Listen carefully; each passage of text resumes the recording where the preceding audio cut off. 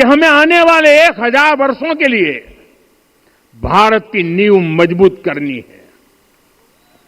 हमें याद रखना है, जो सिर्फ वर्तमान का सोचते हैं वो आने वाली पीढ़ियों के साथ अन्याय करते हैं। हमें वर्तमान के साथ साथ भावी पीढ़ियों के बारे में भी सोचना है, क्योंकि हम जब नहीं थे ये देश तब भी था, जब हम नहीं रहेंगे ये देश तब भी रहेगा। हम एक जीवंत समाज है, हमें दूरदृष्टि के साथ ही काम करना होगा। हमें आने वाले दशकों, आने वाली सदियों को ध्यान में रखना ही होगा।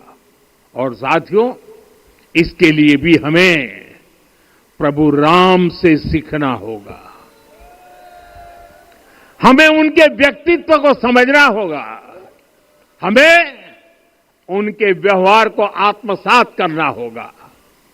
हमें याद रखना होगा, राम यानी आदर्श, राम यानी मर्यादा, राम यानी जीवन का सर्वोच्च चरित्र, राम यानी सत्य और पराक्रम का संगम।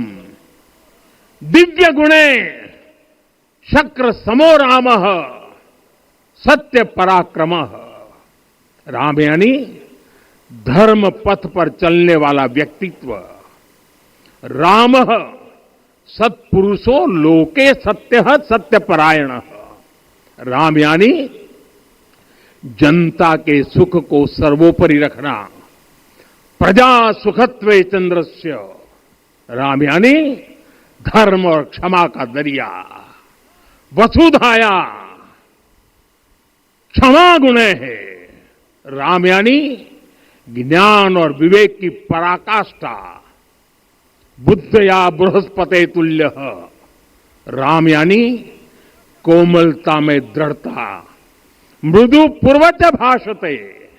राम यानी कृतज्ञता का सर्वोच्च उदाहरण। कदाचन नोपकारेण कृति नैकेन तुष्यति।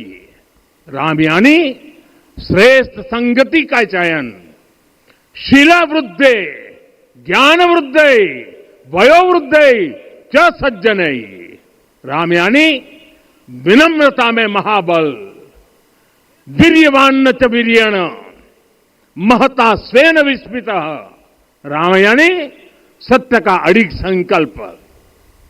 न च अनुत्र कथो विद्वान।